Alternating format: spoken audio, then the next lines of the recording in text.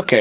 ಆದರೂ ಇತ್ತೀಚಿನ ದಿನಗಳಲ್ಲಿ ಭಾರತೀಯ ಜನತಾ ಪಕ್ಷದ ಬೆಳವಣಿಗೆಗಳನ್ನು ಗಮನಿಸಿದಾಗ ನಿಜಕ್ಕೂ ಭಾರತೀಯ ಜನತಾ ಪಕ್ಷವ ಇಷ್ಟೊಂದು ಶಿಸ್ತು ಹದಗೆಟ್ಟಿದೆಯಾ ಅನ್ನೋದಕ್ಕೆ ಅನೇಕ ಉದಾಹರಣೆಗಳು, ನಾನು I don't want to name them, ಅನ್ನೋ ಪರಿಸ್ಥಿತಿಗಳು ಬಂದಾಗ ಹೇಗೆ ನಿಭಾಯಿಸ್ತೀರಿ ನೀವು? ಒಬ್ಬ ಪಕ್ಷದ ನಿಷ್ಠಾವಂತ ಕಾರ್ಯಕರ್ತನಾಗಿದ್ದುಕೊಂಡು ಇದನ್ನೆಲ್ಲ ಹೇಗೆ ಗಮನಿಸ್ತೀರಿ, ತಾವು ಹೇಗೆ ನೋಡ್ತೀರಿ? ಸರ್, ಒಬ್ಬ ಕಾರ್ಯಕರ್ತನಾಗಿ ನನಗೆ ಆತ್ಮವಿಶ್ವಾಸ ಇದೆ. ತಕ್ಷಣಕ್ಕೆ ಚಿಕಿತ್ಸೆ ಕೊಟ್ಟುಬಿಟ್ರೆ ಸರಿ ಹೋಗುತ್ತೆ ಅಂತ ಹೇಳಿ ನಾನು ವಿಶ್ವಾಸವನ್ನು ಇಟ್ಟಿಲ್ಲ, ಭ್ರಮೆಯಲ್ಲಿಲ್ಲ. ಬಟ್ ನಮ್ಮ ನಾಯಕತ್ವದ ಮೇಲೆ, ರಾಷ್ಟ್ರೀಯ ನಾಯಕರ ಮೇಲೆ ಅಚಲವಾದಂತಹ ನಂಬಿಕೆ ಇದೆ. ಎಲ್ಲದಕ್ಕೂ ಸಮರ್ಥವಾಗಿ ಸೂಕ್ತವಾದಂತಹ ಸಂದರ್ಭದಲ್ಲಿ ತೀರ್ಮಾನ ತಗೊಳ್ಳುವಷ್ಟು ಅವರು ಗಟ್ಟಿ ಇದ್ದಾರೆ. ಹಾಗಾಗಿ ನಾನು ಆತಂಕ ಪಡಬೇಕಾಗಿಲ್ಲ. ಇದು ಒಬ್ಬ ಕಾರ್ಯಕರ್ತನಾಗಿ ನನಗೆ ವಿಶ್ವಾಸ ಇದೆ. ಹಾಗೆ ತಳಮಟ್ಟದಲ್ಲಿ ಕೆಲಸ ಮಾಡುವಂತಹ ಎಲ್ಲ ಕಾರ್ಯಕರ್ತರಿಗೂ ಈ ವಿಶ್ವಾಸ ಇದೆ. ಹಾಗಾಗಿ ಬೇರೆಯವರು ಆತಂಕವನ್ನು ಅಥವಾ ಗೊಂದಲವನ್ನು ಏನೋ ಒಂದು ಸೃಷ್ಟಿ ಮಾಡಬಹುದು. ಆದರೆ ನಮ್ಮಲ್ಲಿ ಸಮರ್ಥ ನಾಯಕತ್ವ ಇದೆ, ಗಟ್ಟಿಯಾದಂತಹ ಮೌಲ್ಯ ಇದೆ. ಸರಿಯಾದ ಸಂದರ್ಭದಲ್ಲಿ ಸೂಕ್ತ ನಿರ್ಧಾರವನ್ನು ತೆಗೆದುಕೊಳ್ಳೋದಕ್ಕೆ ಯಾರೂ ಕೂಡ ಯಾವುದೇ ಕ್ಷಣದಲ್ಲಿ ಹಿಂಜರಿಯೋದಿಲ್ಲ.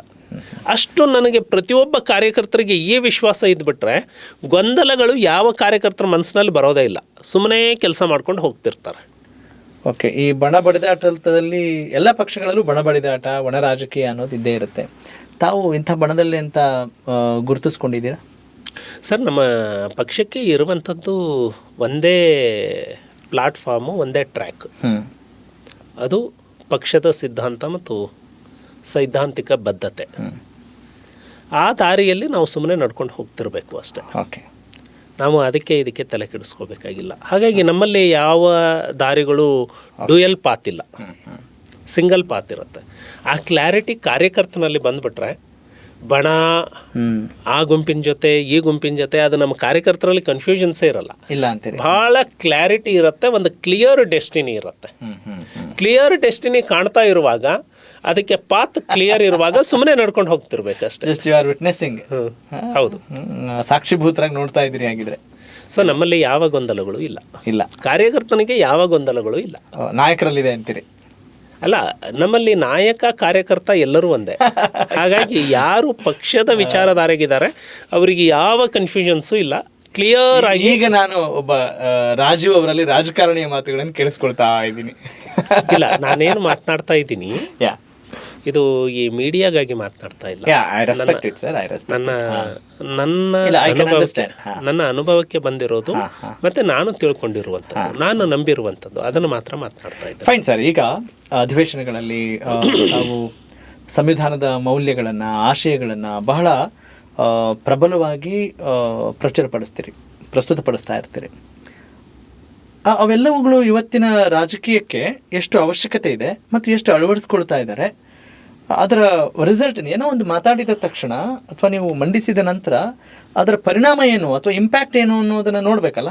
ಅದರ ಇಂಪ್ಯಾಕ್ಟ್ ಏನು ಅಂತ ತಮ್ಮ ಅರಿವಿಗೆ ಬಂದಿದೆ? ಸರ್, ಒಬ್ಬ ವ್ಯಕ್ತಿಯ ಕ್ವೆಶ್ಚನ್ ರೈಟ್? Yes sir. ಒಬ್ಬ ವ್ಯಕ್ತಿಯ ಆರೋಗ್ಯ ಸುಧಾರಣೆ ಮಾಡಲಿಕ್ಕೆ ಒಬ್ಬ ವೈದ್ಯ ಬೇಕು.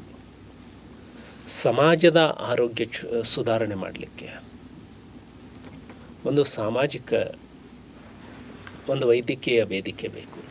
ಹಾಗಾಗಿ ಸಮಾಜದ ಆರೋಗ್ಯವನ್ನು ಸುಧಾರಣೆ ಮಾಡೋ ಅಧಿಕಾರ ಇರುವಂಥದ್ದು ಅದು ಸಂಸತ್ತು ಮತ್ತು ವಿಧಾನಸಭೆಗೆ ಮಾತ್ರ. ಹಾಗಾಗಿ ವಿಧಾನಸಭೆ ಮತ್ತು ಸಂಸತ್ತು ಸಾಮಾಜಿಕ ಏನು ಸವಾಲುಗಳು ಇದ್ದಾವೆ ಅವುಗಳಿಗೆ ಅಲ್ಲಿಯೇ ಉತ್ತರವನ್ನು ಕಂಡುಹಿಡ್ಕೋಬೇಕು. ಅಲ್ಲಿ ಉತ್ತರವನ್ನು ಕಂಡು ಹಿಡ್ಕೊಂಡಾಗ ಅದನ್ನು ಕೆಳಮಟ್ಟಕ್ಕೆ ಜಾರಿಗೆ ತರುವಂತಹ ಪ್ರಾಮಾಣಿಕ ಅಧಿಕಾರಿಗಳು ನಿಯುಕ್ತಿ ಆಗಬೇಕು. ಸೊ ಈ ನಿಟ್ಟಿನಲ್ಲಿ ಅಲ್ಲಿಂದ ಏನು ಸಮಸ್ಯೆಗೆ ಪರಿಹಾರಗಳು ಬರ್ತವೆ, ಆ ಬಂದಂತಹ ಪರಿಹಾರ ತಳಮಟ್ಟಕ್ಕೆ ಅನುಷ್ಠಾನ ಆಗುವಂತಹ ಕಾಯ್ದೆಗಳು ಗಟ್ಟಿಯಾಗಬೇಕು. ಈ ನಿಟ್ಟಿನಲ್ಲಿ ನಾವು ಯಶಸ್ವಿ ಆಗಿದ್ದೀವಾ ಅಂದರೆ ಅಷ್ಟೊಂದು ಮಟ್ಟಕ್ಕೆ ಇನ್ನೂ ಯಶಸ್ವಿ ಆಗಿಲ್ಲ. ಆದರೆ ಭ್ರಮ ನಿರಸನನಾಗಿ ಬಿಟ್ಟರೆ ಅದಕ್ಕೆ ಪರ್ಯಾಯ ಇಲ್ಲ. ನಮಗೆ ಇರೋದು ಅದು ಒಂದೇ ಮಾರ್ಗ. ಇವತ್ತು ಸಮಾಜದಲ್ಲಿ 2-3 ವರ್ಗಗಳಾಗಿ ಸೃಷ್ಟಿಯಾಗ್ತಾ ಇದ್ದಾವೆ.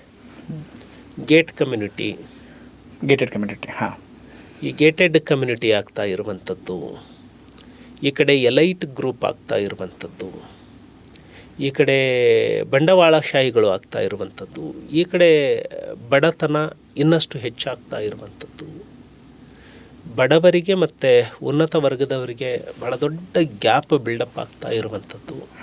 ಇದು ಒಳ್ಳೆಯ ಬೆಳವಣಿಗೆ ಅಲ್ಲ.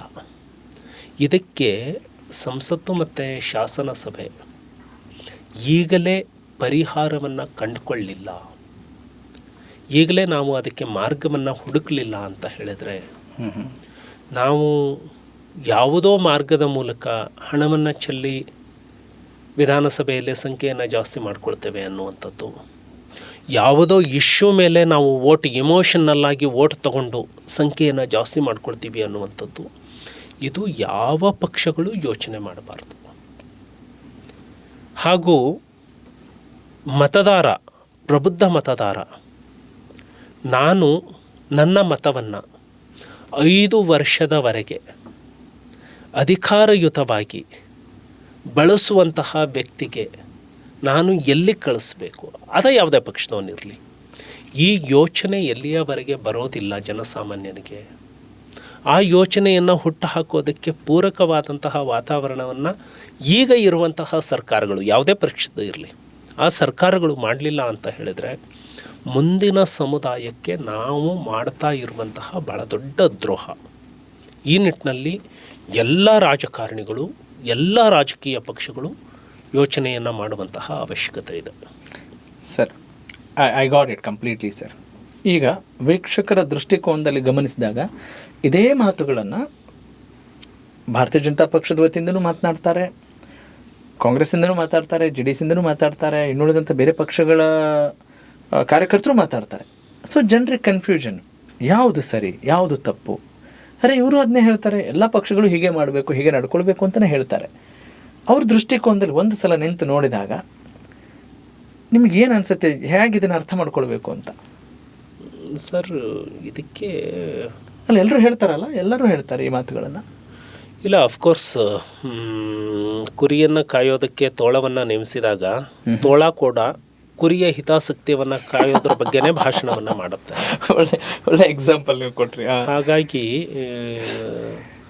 ನಾವು ಇವತ್ತಿನ ಶಿಕ್ಷಣ ಪದ್ಧತಿ ಬಹಳ ದೊಡ್ಡ ಅಮೂಲಾಗ್ರ ಬದಲಾವಣೆಯನ್ನು ನಾವು ಕಂಡುಕೊಳ್ಬೇಕಾಗಿದೆ. ನನಗೆ ಒಬ್ಬರು ಬಂದು, ಸರ್, ಇಲ್ಲಿ ಕಾಂಪಿಟೇಟಿವ್ ಎಕ್ಸಾಮಿನೇಷನ್ ಕೋಚಿಂಗ್ ಸೆಂಟರ್ ನಡೆಸ್ತಾ ಇದ್ದೀವಿ, ನೀವು ಒಂದು ಸಾರಿ ಬಂದು ಅವ್ರಿಗೆ ಇನ್ಸ್ಪಿರೇಷನ್ ಮಾತು ಹೇಳಬೇಕು, ಕಾಂಪಿಟೇಟಿವ್ ಎಕ್ಸಾಮ್ ಹೇಗೆ ಪ್ರಿಪೇರ್ ಆಗಬೇಕು ಅನ್ನೋದು ಹೇಳಬೇಕು ಅಂತ ಹೇಳಿ ಕೇಳಿದರು. ನಿಮ್ಮ ಇನ್ಸ್ಟಿಟ್ಯೂಷನ್ನಲ್ಲಿ ಸಕ್ಸಸ್ ರೇಟ್ ಎಷ್ಟಿದೆ ಅಂತ ಕೇಳಿದೆ ನಾನು. ಪರ್ಸೆಂಟೇಜಲ್ಲಿ ಹೇಳಿ ಅಂದೆ. ಲೆಸ್ ದ್ಯಾನ್ 2% ಅಂದರು. ಸಕ್ಸಸ್ ರೇಟ್ ಎಲ್ಲ ನೀವು ಡೆಲ್ಲಿಯ ರಾವ್ಸ್ ಕೋಚಿಂಗ್ ಸೆಂಟರಿಂದ ಹಿಡಿದು ಇಲ್ಲಿಯವರೆಗೆ ನೀವು ಬಂದರೂ ಕೂಡ ಸಕ್ಸಸ್ ರೇಟು ಲೆಸ್ ದ್ಯಾನ್ 2% ಇರುತ್ತೆ. ನಾನು ಅವ್ರಿಗೆ ಹೇಳಿದೆ, ನಾವು 2% ಜನರನ್ನ ಗುರಿಯಾಗಿ ಇಟ್ಕೊಂಡು ಮಾತನಾಡೋದಲ್ಲ,